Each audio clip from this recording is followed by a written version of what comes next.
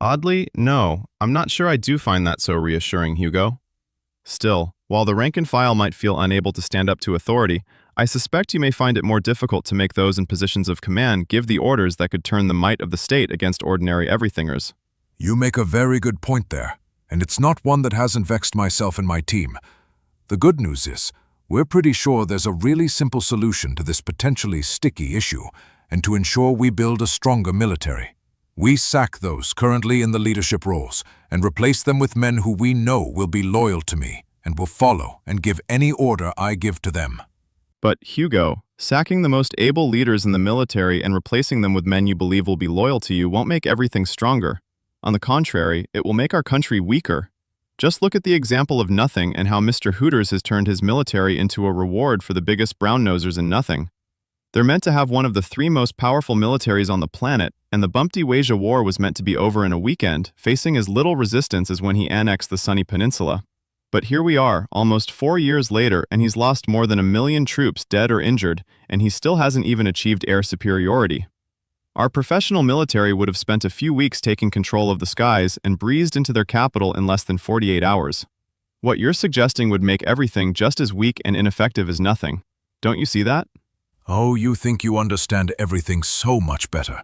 But stop and remember the 250-year anniversary parade. We were both there.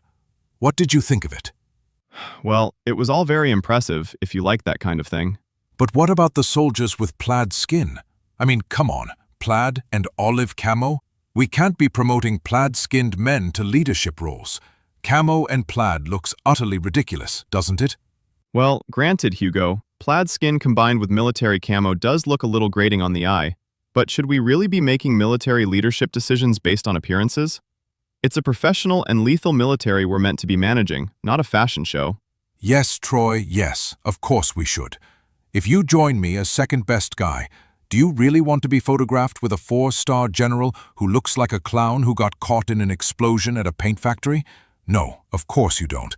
Mr. Hooters would laugh you out of town. You're the one talking about the importance of a professional military. We're not going to have a professional military with tartan clowns in charge, are we? We have to promote white men. And while we're doing it, naturally it makes sense to pick white men we know we can trust to do what's in our best interests. The country's best interests, surely, Hugo. Yeah, whatever. It's all just semantics.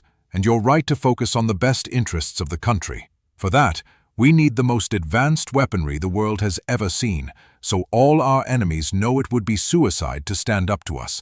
It's essential that all branches of our military work closely with our great everything weapons producers. The most advanced weapons will always ensure that we can never be defeated. Of course, the most advanced weapons are very expensive, which can lead to huge profits for those loyal everything businesses. So be sure to buy plenty of their shares, Troy. There's big money to be made ordering lots of advanced weapons. That sounds a bit improper, Hugo. You really are quite the Boy Scout, aren't you? But don't worry, it's all above board. When we enter government, we just put all of our shares and investments into blind trusts that we have no control over. So, to be clear, we have to be sure to make all our agreements with our glorious weapons companies before we're sworn in. Oh, that sounds fine then. Really, it does. But ignoring the ethics of profiteering from the weapon suppliers, are the most advanced new weapons really what everything should be spending its money on? Look at the WDESBG war. One of the reasons nothing has failed to have mass success is the asymmetrical nature of the weaponry. We've seen hundreds, perhaps thousands of 50-ton main battle tanks destroyed or disabled by shoulder-launched missiles and drones weighing just kilograms. Nothing has had great success tossing cheap and simple glide bombs from well behind the front lines. But their navy has been humiliated by WDESBG's HI-powered surface and subsurface drones that cost just thousands of spondulics. I think you mean AI-powered drones. No, it's HI, hamster intelligence. They're vicious little buggers, Hugo. Hamsters and HI is where everything should be looking to invest our future military budget. Building little hamster-sized aircraft and boats means we'll give our military the ability to do much more for much less. An interesting take, Troy.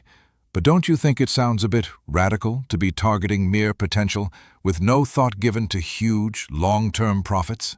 It almost feels like you just want to turn our military into a crazy little plaything for your own amusement and profit.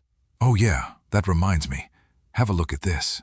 Those three women look vaguely familiar. They should do.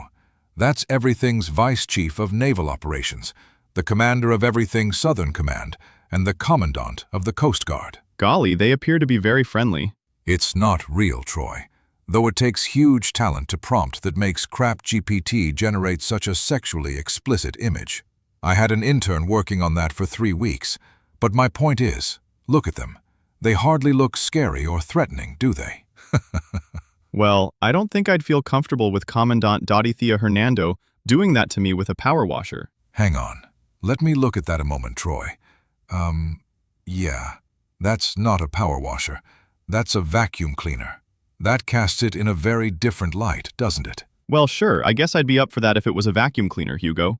Exactly. We can't have dolly birds in uniform, armed with vacuum cleaners projecting everything's military might around the world, can we? Clearly, they need to be redeployed to roles more fitting for their fluffy-wuffy skill sets, and their jobs to be taken by white men who will scare the living daylights out of our enemies, even if those enemies are traitorous everythingers. Don't you agree, Troy? When you put it like that, there is some merit to what you're saying. I have to concede that. But hang on, you think we should use the military on everythingers? Of course we should, Troy.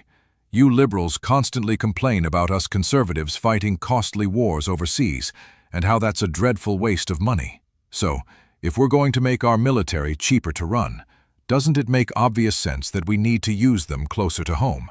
And can anything be closer to home than everything itself? Okay, I can see some real logic in that, Hugo.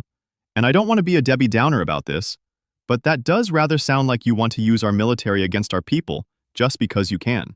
Not our people, Troy. No, never. We'd only ever use our military against the losers. Perhaps another little reason for you and your family to join We the People. Perhaps?